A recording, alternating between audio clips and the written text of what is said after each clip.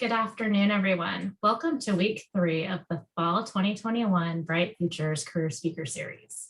The Bright Futures Career Speaker Series is an educational webinar series sponsored by the College of Marin, Marin County Office of Education, and the Workforce Alliance of the North Bay. Today's presentation topics will include multimedia, marketing, and software engineering. As people are logging on today, I'd like to do a quick round of introductions of our panelists and our moderator. My name is Sita Williams, and I work for the Workforce Alliance of the North Bay. Moderating today, we also have Alex Jones from the College of Marin. Presenting today, we have Matt Rubino from Adobe Systems and Brian Jenny from the Clorox Company. Before we get started with today's speakers, I'm going to do some quick housekeeping so that we're all on the same page for the webinar. We will be recording this webinar. So why offer a career speaker series? Well, first, we'd like to introduce you to some of our local professional experts. We'd like to introduce you to jobs that you might not have known about before. And we'd like to help you to make informed decisions about the next steps on your career path, whether you are a student or a job seeker. What to expect today? Today's presentation hour will include an introduction, like we're doing right now, speaker presentations, and then question and answer time. Please use the Q&A or question and answer function of the webinar to ask your questions. We will repeat the questions out loud to the speakers. Here's our webinar series schedule. You can pick and choose from the topics that interest you, but please join us for as many weekly programs as you can. Note, next week's topic may change. To stay tuned, you can check our online schedule. I'll make sure to put that in the chat. If you get inspired by one of our speakers today and would like to explore educational or training programs in the area, our topics being multimedia marketing and software engineering today, I will send this list of the Bay Area educational programs out to you in a follow-up email. It is not a comprehensive list, but it's a good place to get started. If you would like help finding a job, please contact one of America's job centers near you. If your local region isn't listed here, please email me after the webinar, and I'm happy to find a contact number for you in your local area. I'll email this PowerPoint out to you after the webinar. And finally, if you have any questions, please call either Alex or myself. And with that, Alex, I'm going to hand the mic over to you. Thank you, Sita. And welcome, everybody. Yeah, we're just going to dive right in so we can make sure everybody has, all the panels have enough time to share their journeys and their stories with us. But we're going to start with Matt. Matt, if you could tell everybody, all the attendees a little bit about what is a senior manager for performance media? What is that? Sure. What do you guys do? Yeah, so I mean, at a very high level, I work in advertising, so that's number one. Probably in terms of like fictional characters that like Don Draper and all that kind of stuff. That's not exactly what I do. I would like to say that the job is much more glamorous, but on the advertising side, you have kind of the more well-known bits of it. It's the creative side, it's the copywriting side, right? I'm on the media side, and so it's a little bit different in so much as I'm actually one of the ones that is developing the strategy in terms of how much money should we spend on which platform, what geolocation should I be advertising on. It's really around the strategy around how do I get the right message to the right person at the right time.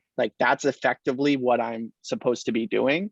And in terms of performance media, the other bit of that title, it's really all about driving a return on investment, ROI for the business. So my advertising specifically is meant to drive conversions for Adobe. And for Adobe, that means generally a subscription for Photoshop, Premiere Pro, any of our suite of creative tools that we offer for professionals or for young aspiring creative content creators, getting them to join up for a subscription. And so that would end up driving what we call gross new ARR, or annual recurring revenue for the business, which is essentially what's made Adobe a extremely profitable company today. And like your day to day, I'm assuming you're in the office. Maybe you've heard the background, or that just could be like a Yeah, stage, I am actually in the office. Believe it or not, this is the second time I've been back in 18 months, which is pretty surreal. But yes, I am in the office. And then day to day, so you go into the office. Is most of your work, is it done like on the computer? Are you making phone calls? What does your day to day look like the moment you unofficially clock in? Yeah, like a lot of office jobs, I'm sure it's a lot of email. It's a lot of Zoom calls. It's a lot of working with various campaign manager stakeholders. So like the people that are developing the creative, they want to know, hey Matt, what's the right message for Facebook? What's the right message for Snapchat? What's the right message for YouTube? What's the right message for a display ad? So I'm really helping the people that are developing content and experiences for potential new budding customers, and trying to give them essentially advice on what's the best way to actually put our advertising out on the internet, essentially, in a nutshell. And the way that we do that is on the computer a lot, lots of working on emails, on Slack, so like any kind of real-time communication channel, but tons and tons, not tons and tons, but like lots of video conferencing. I think with the pandemic and everything, that's made these types of virtual tools so much more important. They were already important in my business, but they're completely ubiquitous now. And so being a quote unquote digital native, definitely in my time, I'm 12 years into my career, but I was very comfortable with computers and things like that. Prior to this, grew up with the internet. And so like, I'm sure people on this call that are attending probably are even much more native than myself. And so using those tools and communicating on a day in and day out basis. Yeah. And so how did you get started like on your career? You said you've been doing this for like 12 years. Are you from like are you from like the area? Did you take classes in the high school? Did you take college classes? Can you talk a little bit? Yeah, me and my family, we like to joke that my education in marketing and advertising started at the dinner table, because my dad was actually in advertising. And so I definitely got a lot of the dinner talk and conversation. He worked in newspapers and eventually went out, and him and my mom actually made their own advertising agency. But I wasn't actually intending on getting into advertising. I went to college and wasn't sure what I wanted to do. And it was right after the recession in 2008. And so there was a lot of, I want to get a job that I know I can be financially secure and independent like pretty quickly. So I knew I wanted to do something in business. I went to school at Santa Clara, Silicon Valley. So it was just like, that was the kind of the energy of the moment, and I didn't want to do accounting. I didn't want to do finance. Like I knew that. And so like marketing kind of made sense. And then once I actually got into the job hunting phase after college, it was really just about applying everywhere. Like it didn't matter to me exactly what the job was. So I kind of fell into it in a way. And, I went through the Santa Clara University job board. Lots of different businesses were posting various, job recs at the time.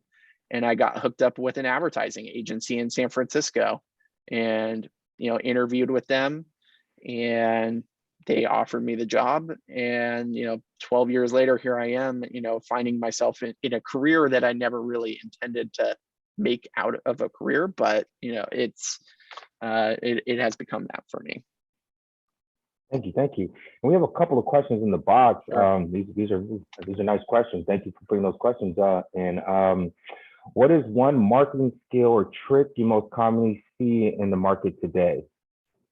It's a good question. I think you're probably thinking at it from a standpoint of like, how do I convince a consumer to do something the way that how do I convince them to do something that they otherwise might not want to do? I think that's how this question is being framed. And I can say like, we as marketers, or at least here at Adobe, like we don't think about it that way. I think that, like the quote unquote trick of like getting somebody to click on an ad, for us, it's not really about that, because I actually want you to purchase the product. So I'm like actually more focused on making my advertisement like as targeted as possible, with as much creativity in the content, and making sure that it actually speaks to the type of person. So I would say like when I think about tricks, I actually think about it from like a targeting standpoint. And so this is the kind of stuff that happens in digital advertising. Like everybody knows about, like, you add something to your cart and then you might get retargeted with an ad. You see an ad that is, quote unquote, following you for a certain amount of time. Bad advertisers will do that ineffectively with like not a lot of strategy behind it. You'll still see the ad even after you've purchased the product. But we have a lot of different tools in our belt, so to say, where we can, behaviorally target people, contextually target people based on the content that they're viewing, really marry up the creative in terms of like what the platform is. So like I'm going to have different content for Snapchat or TikTok versus YouTube and Facebook and Instagram. So being able to get really personalized, like that's the holy grail and trick, I would say, of marketing and advertising. It's trying to make unique user journeys. And we do that through market research, figure out exactly who that potential customer is, figure out what the messages that they're most likely to respond to, figure out like what their pain points, like why aren't they already a customer, and then try and attack it that way. So, no tricks. It's all steeped in data and research, and you got to be really intentional about it. Yeah, and that kind of leads into the second question. The attorney said, how do you think the value of marketing will change as society gears more towards technological advancements? But also, in that same vein there, I'm curious, the job market now within like, these spaces, like what is it looking like as things are starting to shift post-pandemic? Yep. Yeah, what is that looking like now? Yeah, sure. So, I mean, we're at a really interesting time just in general for advertising, like a couple different things. Like traditional media, their market share is declining. Like I mentioned, my dad worked at newspapers. He doesn't work in a newspaper anymore, right? Like traditional media, like television, a lot of those eyeballs are going, like, I think most of the people here in high school, but like, I didn't have a cable plan for a long time in college. A lot of people are cutting cords. They're not watching traditional media. And where are those eyeballs going? They're going to mediums like Netflix that don't actually have advertising. So like, that's like a huge issue for the industry. And there's going to be a lot of things that are kind of unknown.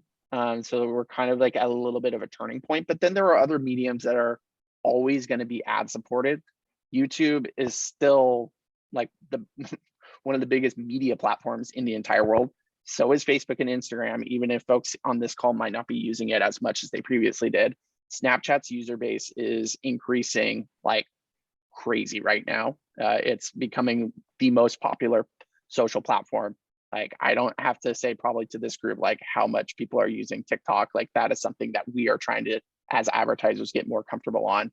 And I would say like for anybody on this panel, like if you are already using those new paid social mediums, so to say, like use that to your advantage. I can tell you that everybody from my generation, quote unquote, that like graduated in 2009, 10, 11, 12 from college, there was just an assumption that we knew how to do social media as soon as we got out of college. Like you're like, oh, you're 22, you know what Facebook is.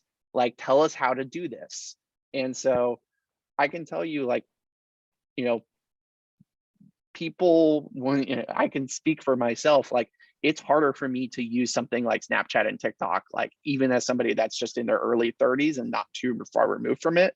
And so younger people are just going to have an advantage in knowing these mediums, knowing how to speak. Like I was talking about no tricks before, like you have to know how to speak in a lo-fi, non-produced way on TikTok that is not the same way as how you would speak to somebody on any other channel, like certainly not a television ad. And so, take those, take your nativism on those platforms and build an expertise around it. I'm not saying you need to be a creator on TikTok, but just know how the platform works, know how people naturally speak on it. And you might be able to leverage that into, like, at least in my career, that would make you well suited for either like creating content for advertising on those platforms, or you know, my side, just on the media side, like knowing how to buy and place ads on there. Mhm. And are there any other like natural skills and abilities that you recommend, like if the students don't have one, maybe kind of focus on those, maybe try to kind of, you know, skill those up? Any come to your mind? Yeah. So so I mentioned I kind of work on the media side, and so a lot of that is working with numbers. And so it's not, you know, super complicated math or anything like that. There's no calculus involved here, but like a lot of the concepts of just being comfortable working with data, with numbers, like pay attention in those math classes for sure. Statistics classes are probably some of the most valuable classes that, at least from my experience, when it came to my job, like stats courses were probably the most valuable math courses just in general. So like definitely pay attention in those classes, and you will take those concepts. Other things that are super important is just like basic Microsoft Excel knowledge. Like you need to know how to use pivot tables. You need to know how to use VLOOKUP formulas. You need to just be comfortable in that platform just in general. And then I would say like those are like more hard skills, but in any job for sure, especially my job where you have clients, like I worked at advertising agencies, you need to be able to present yourself and present your ideas and communicate well. So like I took speech and debate in high school. I think that was probably my most valuable course of all, like 8 years or so of high school and college. Like even into college, my freshman year speech and debate class might have prepared me more for my job in my industry than any other class I ever took. Yeah, and that was actually one of somebody's question. Were there any types of classes you took, maybe a psychology class, to know how to catch someone's eyes with an ad? Was there any other classes that come to mind besides the one you just mentioned? Yeah, you know, it's funny because I didn't take any specific advertising courses, so that, you know, that just kind of shows you like you don't need to like have a straight narrow path to like this type of job. And I'm sure a lot of other people, like you could have an English degree and get into, you know, into this field. You could have a math degree, you could have a history degree. You know, I think the number one thing is having a passion to work in this industry. It is a fun industry to work on. But to answer the question more specifically in terms of like what classes, like I mentioned speech and debate, I mentioned statistics. There are definitely some psychology courses and marketing courses that are kind of wrapped up into one, like your marketing 101, 102 classes will talk about like the psychology behind advertising. They'll talk about like the psychology behind even things like how you place things on a shelf and like why things are in the supermarket in the way they are. It's no surprise, like there's a lot of insight and data and focus groups that they've done to be able to maximize your, you know, maximize the dollars that you spend when you actually get in there. So if you are interested in a career in advertising or marketing, like you will get those psychology components in a marketing class. Mm-hmm. And what advice would you give to your younger self at the start of your career, or after going through this journey? Is there something you wish you knew before that you're like, oh man, if I knew that, that would have sped up this process a little bit? You know, I think understanding a little bit more of just like who the players are, I guess, in the advertising world. Like I didn't know anything about advertising agencies, and I just kind of lucked into a smaller boutique agencies, but agencies are actually really dominated by a few big holding groups, and people that are looking to get into the industry, I tell them like do your research, like actually figure out like what a media buyer does, which I've kind of like described to you today. But a lot of people that would I've hired a lot of people out of college and they like literally had no idea what the job would be, through the interview process. I'm like, are you sure you even want to do this job? Like, why are you even here? But it's like, figure out like, what does a media planner buyer do? What does an account strategist do? What does a creative account strategist do? Like figure out like what the job it is that you actually want, that, which side of the business you want to lean on. And then just like go find the agencies online and start applying directly, because they are hiring big time. Like one of those questions around was like, hey, well, how will marketing change as we gear towards technological advancements? I can guarantee you that brands will always need somebody to tell them how to do their advertising. Like brands generally need help. They, want to try and do it as much in-house, but they're going to go to an agency, and agencies are great ways to break in to this world of marketing and learn a ton. And agencies are hiring, and they love to hire people out of college. And what's like an entry level role in those spaces look like? Because you're at the senior manager level. What does an entry level role look like?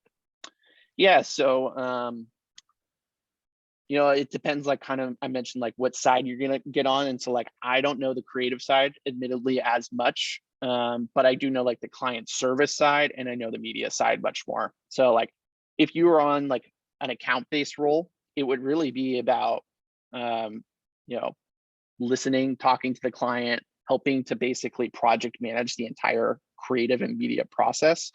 The account manager is basically the kind of the voice of the client inside of the agency. So you're supposed to try and think like the client might think, and hold our team accountable. And so like, if the message is wrong and the client wouldn't like that, it's trying to be that voice and pipe up before something kind of makes its way over to the client. On the media side, which I can speak to much more freely, like it's about, early on entry level, you have to become familiar with basically data. Data is steeped in everything that happens in marketing and advertising. And that's kind of why I mentioned like Excel skills are really important. Math skills are really important. Like gone are the days of Don Draper and 3 martini lunches. Like that does not happen anymore. It's zero. Sorry, there are like fun events that do happen in advertising, but like when you're in the day-to-day of it, it's really about like understanding like all the inputs and outputs of your advertising. Like how many ads do we serve? Which locations do we serve them?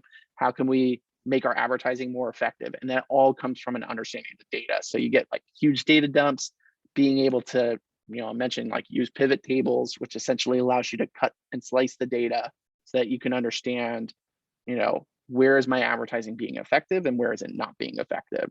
And so those baseline analysis skills are essential for basically any role within an agency, whether you're working on search marketing, display marketing, new variations of paid social, pretty much anything. You got to become familiar with data. And throughout your career, what mistakes have given you like the biggest lessons within your career? Yeah, I think some of the bigger, like the ones that come to mind that are like funny now are like when I accidentally spent money that I shouldn't have spent. Like a lot of these ad buying platforms, everything's happening in real time. Like it literally just says like put a number in, and then it will go and it will spend that money. Like these platforms, they want to take your money. Like Google wants to take your money, Facebook wants to take your money, YouTube, Snap, like all these guys, and they make it so easy to advertise that one of my mistakes was I was working on a client where it was during the holiday season. It was like a gift startup where they had like fancy kind of gifts, and I was doing search engine marketing, so people that were searching for gifts for the holidays. And I noticed that our ads didn't perform well if people were looking for free gifts in their searches. So I thought what I did was added a negative targeting of free, and I accidentally did it positive targeting.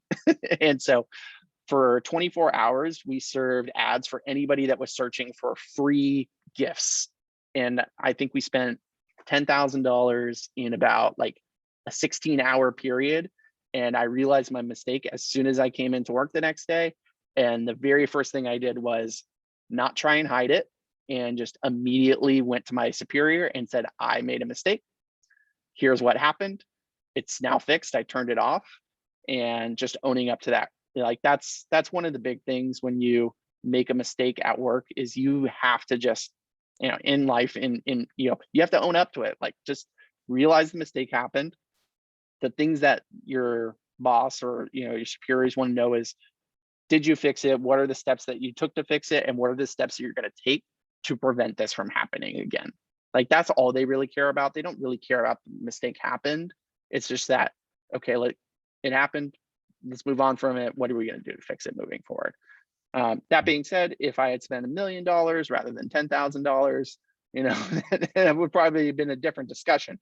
But you try, what you learn from something like that is you learn to become extremely attentive to all details. And so like that's just required in any job these days, especially one where you're literally spending millions of dollars of media budget every single day. No, thank you for sharing. And we're coming up on the 5 o'clock, and we're going to transition over to Brian. But is there any last kind of words or little gems you want to share with attendees before?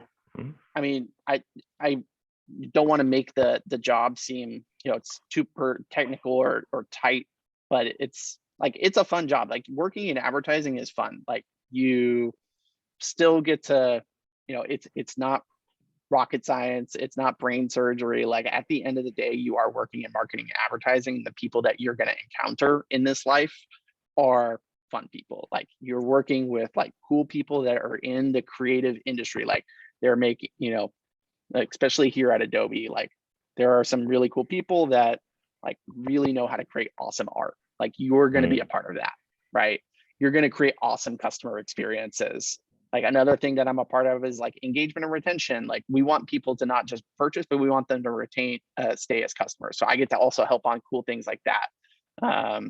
So like, and on the media buying side, like there's a lot of vendors out there that want to work with you and have you buy from them. And so there's fun activities. You get to hang out with new, cool, exciting people. So like advertising is a fun business. It's not quite Free Martinis and Don Draper, but it wasn't that long ago. Well, Matt, thank you so much for sharing. And if anybody else has any attendees have questions later on, feel free to share them with us. We'll make sure we get that over to Matt. And then Matt, feel free to hang out if you have to go. Yep. We completely understand. And we're gonna transition over to Brian now. And Brian, yeah, if you could start off similarly like with Matt, like I know you changed roles now, so maybe talk a little about your current role. What does that look like? And let's just kind of start off there. Yeah, sure. So I work at Clorox on the engineering team, and I just recently went from senior engineer, staff engineer, which is just some title engineer, and then to engineering manager. So now I help other engineers on the team kind of run our projects, make sure they're on time, help make sure our engineers are happy, unblock people so they can do what they do, and give some like technical guidance to people is kind of what I do in the engineering role. Not a whole lot different than a senior role, but I just write a lot less code than I did as a senior engineer. Senior engineer was a lot of typing code away, and this is more delegating things. And can you share a little bit about like your own journey, your academic journey, your career journey? How did you start to get to where you're at right now? Yeah, it was a windy path for sure. So I grew up not really using computers. I actually didn't own a computer. I went to college and I still didn't have a computer, which was not normal, by the way, at the time either. Even at the time I was going to college, it wasn't like, we were using typewriters, people were using computers. I didn't have a computer. So I never thought I'd be into computers at all. It was not my thing. I thought, okay, that's for, nerds or something like that. I don't know. I graduated. I worked doing things like I worked in education for a bit, and I worked at a community college.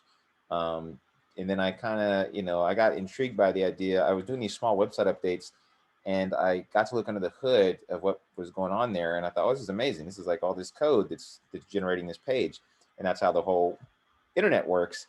And so I was pretty slow. Maybe this is very common knowledge to many of you at this point, but wasn't to me at the time. And I was just really intrigued by it. Like, I got to do this. And I was driving Lyft and Uber at the same time too. So I was picking up software engineers in San Francisco. And I was just getting introduced to that kind of the idea that maybe that's like a career I could explore. So I started teaching myself how to code. I met a friend of mine who was a software engineer. I said, hey man, teach me how to code. He did. And I started making these really janky websites. And then I went to a coding boot camp where it was a pretty awful one, honestly. Didn't teach me a lot, but I luckily had already started learning how to learn. So I continued studying, and I got myself into a job, continued, studying throughout the time I was working, and just kind of quickly transferred a lot, worked at, a few different companies, a couple of different startups, a couple other boot camps where I taught at, and tried my own startup, and then landed here most recently. And like you said, you're not doing as much coding like right now. You're more like managing like the teams and such. But a person wanting to get into like those developer roles, what's some takeaway that you start out the boot camp, now you're at the manager level. Right now, the way the industry is now, what's some ways that the students or the attendees could prepare themselves to kind of enter into these spaces? Yeah, that's a good question. I get asked that a lot. I'm pretty active on LinkedIn, and I just got through doing like, let's say 20, 30 interviews this year for junior developers. And we've met people from all different angles, people from boot camp, people from with traditional computer science degrees. They both bring a lot of the same skill sets and a lot of the same weaknesses to the table. If you're interested in like getting a developer role, I think you can go either direction. What you want to have are some like actual skills that you can present to somebody, because it's a lot of it can be theoretical, but we need practical application. Like, you should be able to build a website. You should know how in general a website works. You should know, like, maybe you're a front-end developer, you should know JavaScript, HTML, CSS. You're a back-end developer, you should know some back-end language. But really what it really boils down to is interviews are just really technical, just straight up. You're going to have to know how to answer technical questions. They're going to ask you, hey, your language is X. How about you code me this thing in X, and you need to be able to show that. So whatever way you go, I can't think of a company in the Bay Area that, penalizes people for either not having a degree or for having a degree. It's all about what you can show in the moment, what skills you can show. And like natural skills and abilities that would help someone, succeed within like this field. What would that look like? Any come to mind? Yeah, I guess the word natural is interesting, because I think, we all have like certain things we're drawn to, feel more comfortable doing. Communication, believe it or not, is really important. I work on a team now, and I see people that communicate tend to do really well in this career, typically, because it is a team sport. You're on a team. We call ourselves teams. Let's say I'm on a team with my Kelly and Joey, and we're responsible for a project. Well, the code, we have to merge code together. It's a lot of it's a lot of coordination and a lot of communication. And people that are really strong communicators tend to do really well, especially now that we're in a remote kind of world, and software engineers tend to be remote first companies, especially in the Bay Area. Better you can communicate. It's not all about technical skill. I would consider myself an average to maybe a little above average person that codes. But one thing I've done pretty well is be able to communicate and to like help guide other people. So yeah, communication is a big key thing. Mm-hmm. And then like post-pandemic, I see like Matt's in the office, and people have like this concept, like all these jobs are going remote, like, Salesforce is like, oh, you don't have to check in. What is it looking like within these spaces, like developer roles? Is everything remote? What does it look like now? It's not like old school San Francisco pre-pandemic. So what does it look like now, at least what you've seen? Yeah, it's funny. A lot of the companies, I think they're, I've been working remote for like almost 4 years on and off. This job is full remote, and this job was full remote before the pandemic, and that's become more typical. But I think that but if you look at the really like some of the bigger companies, a lot of them are not doing full remote. Actually, I would say I'd say most startups that have contacted me are offering remote, but they still are looking for people that live close enough to like have the option to come in the office. It's a weird time. I think the whole idea, I think there's a little bit of a fantasy if everybody's remote right now. I think a lot of companies are not really totally remote. They want people to be close enough where they can come in once in a while, or they want to do hybrid. It seems like what it is. So, I also don't know if remote first is like the way for everybody. I mean, some people want to be in an office. It's being remote is not natural for the majority of people.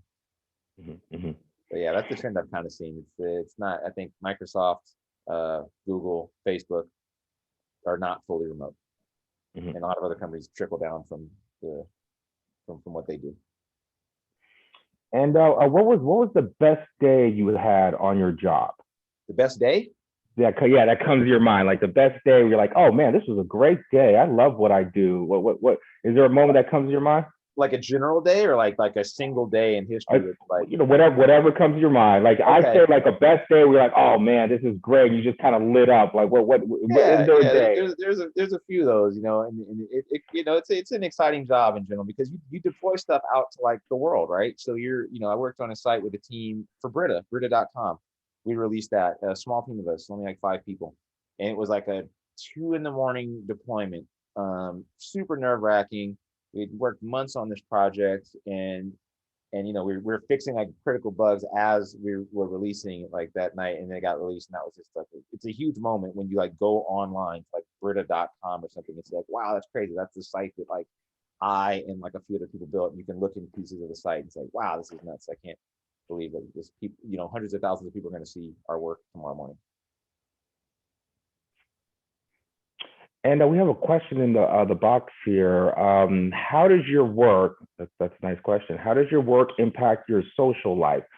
Does it impact your social life more than other typical jobs or professions that you held in the past? That's funny. I guess you have to have a social life for it to really impact it. But, to be honest, here's one thing I think you'll find a lot of software engineers is that we write code for a profession and for a hobby. So it's funny that we definitely bleeds in each other. I would say that my work is very flexible. I'm probably similar like Matt too. I think in general, like the kind of work we're in, it's the hours are typically pretty flexible. They have been for me over the years. I know it's not like that everywhere, but for being remote and being a software developer, you're not really like judged on the hours you work. You're more judged on the products that you put out. So some days I might work 4 hours. Some days it might be 12 in a really crunch time. But yeah, I've never felt like it impacted my social life. I have a very strict schedule. I do the same thing every day. It's like a cartoon. I'm at the same time up. I'm at the same time at the gym. I've rarely had to ever be like, oh no, now I can't go do this thing. That midnight thing was like it happens like once or twice a year where you're up at midnight. Other than that, no, not at all. Mm-hmm. And it's like day to day. So like as a manager, it seems like yours is like it's more meeting, working with the team. And then for like the junior developers, like your day to day is like you're just in the computer, like putting in the code, collaborating with other people as well too to get this product created. Is that pretty much the day to day? Day kind of goes the same. I've been at many companies. I've worked at a lot of other contracts. It's like the same thing. There's what's called a stand up in the morning where you give a progress and update what you've done. We have tickets that you get that there is a feature or a bug that you'll be working on for this 2-week cycle or 1-week cycle. Then you're just implementing how to fix this thing. And it's not like really spelled out for you. It might be like, hey, it could be something as simple like make a button that does this, or it could be something really difficult like figure out how to integrate, some sort of payment into our website and figure out that whole flow. And that's kind of it. It can be really open-ended. And you'll work on that, and then get it to somebody for a review. They'll review it, and then you will put it into production somehow, and then you'll monitor it and make sure it works correctly. If you're a junior person, you're likely reaching out to me or somebody else saying, hey, I'm having trouble with X, Y, and Z. How about we pair on this, and that person will get on a Zoom like this, and we'll work on some stuff together. They have a few meetings here and there, little ceremonies where you go over, how things are going, what things you could do better, constantly try to improve all the processes.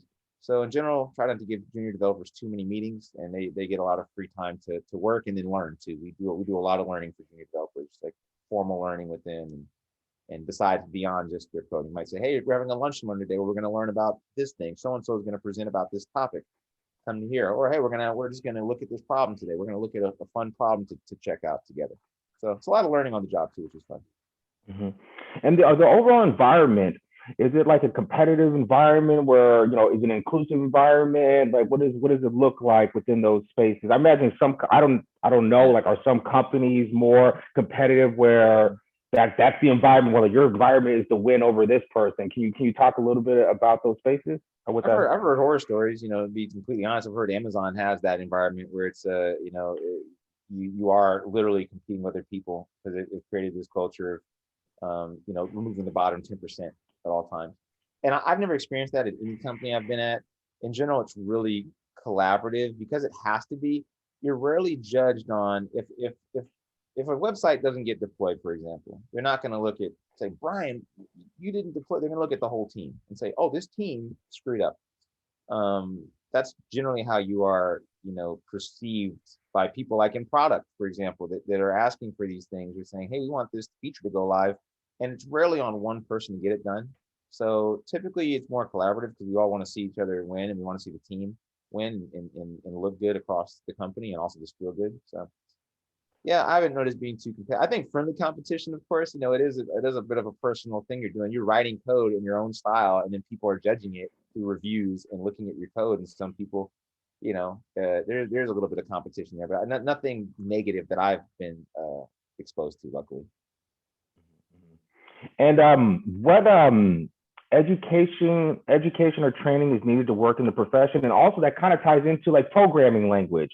Kind of demystify this for us. Like right now, like the coding language, education and training, like what is that looking like right now, especially you interviewing people, for your role? What are you guys looking for within like those junior developer roles in terms of education, training, and programming languages and stuff? Yeah, I'll try not to go too long or deep into that because the world of like web development is very wide and very deep. So you could be a backend developer that never touches quote unquote the front end. So the front end is like the thing that we interact with on a daily basis. We look at a UI, user interface on a screen. You go to google.com and you type in something. Front end, that's the front end. Back end is what happens with that request. It gets sent to some server somewhere out there in a cloud that then processes your request and then returns you some sort of information. That is the back end. I work full stack, so I work on both ends of that equation.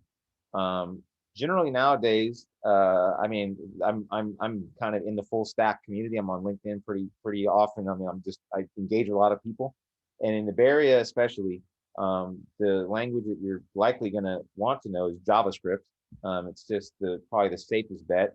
They use Java is of course big, but I've worked with people from here to New York, and I'll tell you that in California especially, JavaScript is the kind of premier language, probably one of the ones that's going to make it easier for you to find a job. And maybe in the Midwest it's C#, and East Coast I'd say a mix, but I'd say definitely like there's a definite skew in different parts of the United States with what languages are more popular.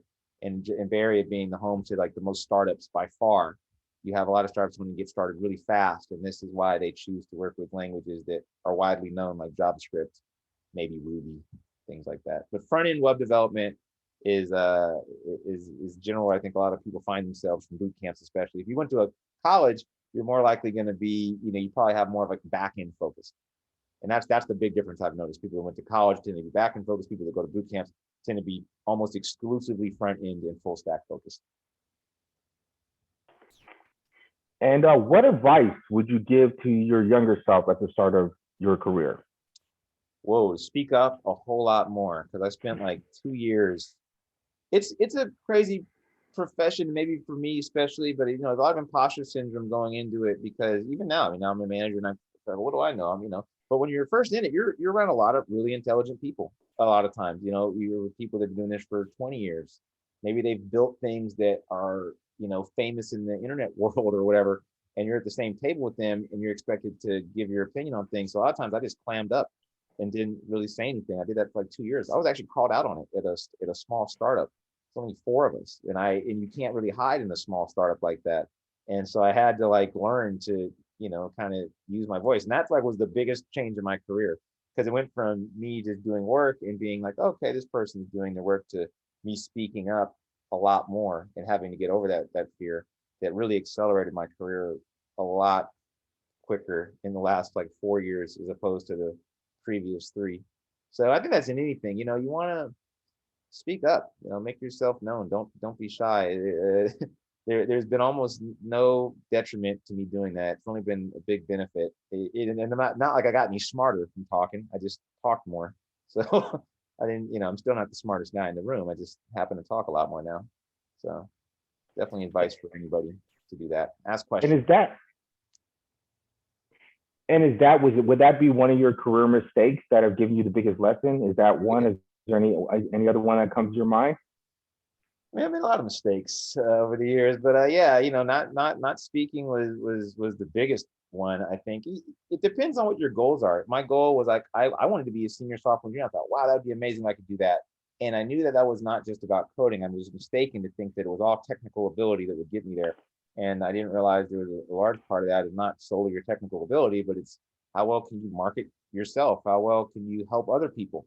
How well can you like help projects get across the finish line that maybe you don't have anything to do with? So going outside of like my comfort zone of just tech, of just like coding was what really accelerated me to get to more leadership positions, which was a goal of mine. And yeah, so my biggest mistake probably just goes back to that. Also, not having a clear path was a mistake too. I think it's easy just to go to work and just go to work. If you don't have a goal in mind, then that's another thing. I started really taking that seriously too. Like, what do I really want to get better at work? I just kind of floundered around for like the first couple of years, and it's kind of like my goal was just to get things working. And that was it, and I had no real plan past that. So now that I make sure that I do. And like post pandemic, like Matt was talking about, like within like advertising and such, he was saying that the streaming side. I'll be honest, like I buy the Hulu and pay the extra money so I don't get the advertisements. That's just how I roll.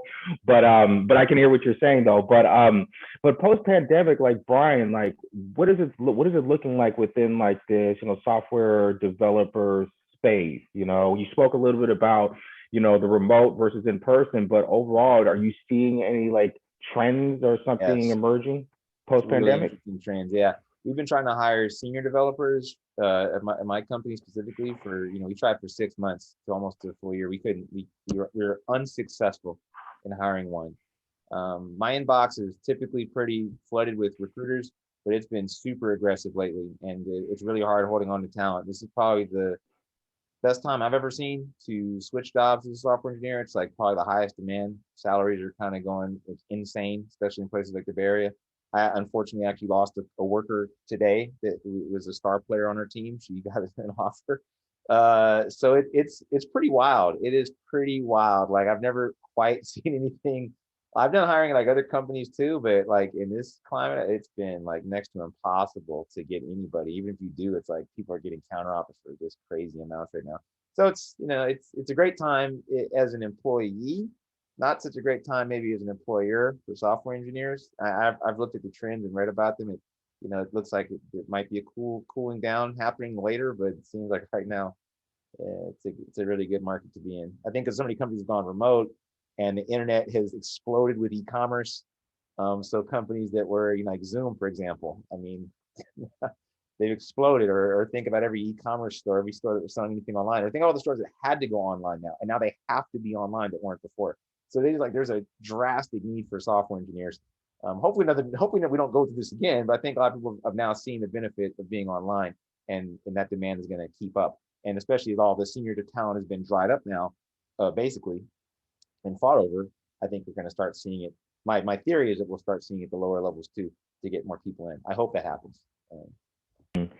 And then you mentioned senior developer roles. You have junior developer roles. So let's say a person, they learn Java and they learn some of the languages. So how do they kind of build themselves up to get to have access to like those junior developer roles? Like they'll go through the boot camps. But I feel like, is there something else they should be doing after they learn these technical skills that will prepare them to actually enter into these roles? Because it doesn't feel like just because you learned, you went to the boot camp or you learned that language, it's enough. It's tough. I mean, I would say there's two types of interviews that happen nowadays. Build me something on the spot, take home project, build something, or algorithms.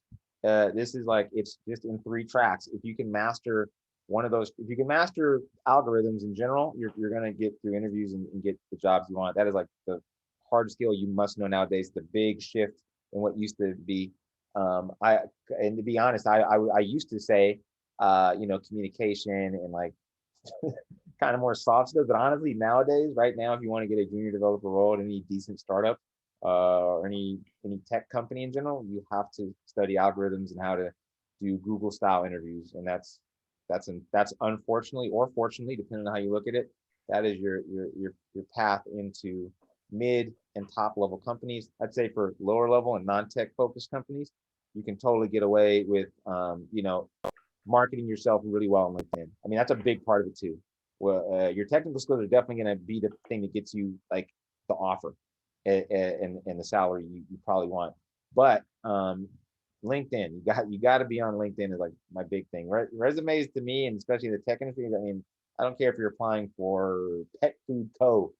You need to be on LinkedIn and have like 500 connections, all that kind of stuff in order to be in there. Because I've met a lot of students. I've worked a lot of boot camps, and I've seen that students that aren't always the most technically capable end up getting jobs. And guess why? It's because they're really good at selling themselves and promoting themselves and making connections on LinkedIn. So, make yourself discoverable is my good advice for you.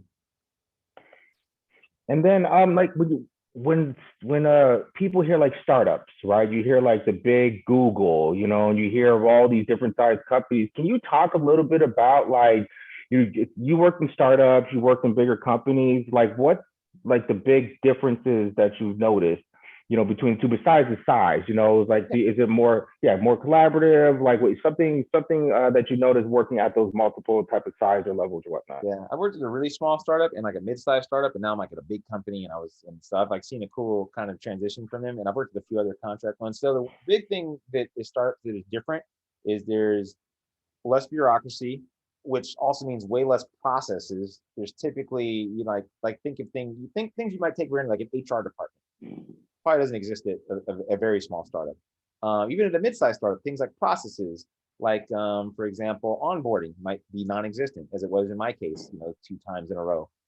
You might just come on and they're kind of like, it might be a person that's closer in your age that's like onboarding you than like an older person that can make, to me, honestly, being in a company with people, varying ages made me feel more comfortable. So, okay, this place seems stable. When you go to a startup, the founder might be 30 to 40 years old, or they might be even younger in some cases, but you don't have that same stability. The company is always, you're very aware of how the company's doing. If it's a good startup, they're very open with like how much money is on the books right then. And usually a startup is not making money. So you're working off an idea that could make money in the future, and you have a 9 out of 10 chance of failing. So you have thrown stability out the window. You have no processes, and you think, well, why would anybody choose to go do that? It's because things like, think about what's the latest company, the IPO, Coinbase, for example. They had an IPO. If you were there and you got 10,000 shares to join on, and that company hits the lotto of startups, well, now you're a millionaire if they're any good. I've met a few people that have had that experience. They got $100,000 here, $250,000 here from an IPO, or the company got sold or whatever. These are boring companies. A lot of times you never hear about. They don't make the paper for selling for a couple million, but they, somebody made a lot of money off that. So that's the big differences. There's less stability, no processes, and much more flat structure. There's not much hierarchy. You're not going to have like a senior developer and a staff and a manager. You're going to have, here's you and here's maybe the 2 other developers, and that's it. Other big companies, the nice thing is, you get benefit of having stability, which I don't really believe anymore. Whether you're at Clorox or anywhere, we've seen the pandemic show that stability was kind of a myth. There's not really any stability anywhere, but you get they try to sell you on that at the big companies. Say, hey, look, we're big and stable. We have processes, and we have an HR, and you have insurance, and all these nice things. So your package is a lot better, and you get a lot more onboarding, and there's less pressure to deliver than at a startup for sure. And I'm gonna revisit another question that I asked Matt earlier. Is there like a skill or a trick or a hack, no pun intended, that you could that you see in the market, that people are using that's kind of like been successful for them? Is there any hack that you like a hack to get like hired or something? Or a hack to like get hired, a hack to be successful in it? Is there like a little is there like a little secret sauce somewhere that's hidden somewhere that you can think? I try to talk to all the junior engineers on my team about like what is it that's gonna keep them going. it's just like a lot of it's just putting yourself out there. I mean, it really is. Like, I know there's all this technical ability. You can learn technical ability. It is, in my opinion, much harder to learn how to like be bold and like put yourself out there, how to like, volunteer for things, raise your hand and speak. That is like, once you're in the career, I think that is like the secret. Like, how much are you willing to like be a little uncomfortable? How much were you willing to push yourself out of your comfort zone is like in direct proportion to how fast you're going to grow in the career. Mhm. Sorry, buddy. I thought there was like a little hidden gem that I was missing that you could just, pull up. Like, I got this and you're good to go. So that wasn't Yeah, I real. wish. So that I was was like thinking, I'm like, but I couldn't tell you anyway. Like, that would kind of ruin it. I'd like sell it for a few thousand. he's like, I wouldn't share that on this call 527 with everybody. But no, Brian, we're coming up on time.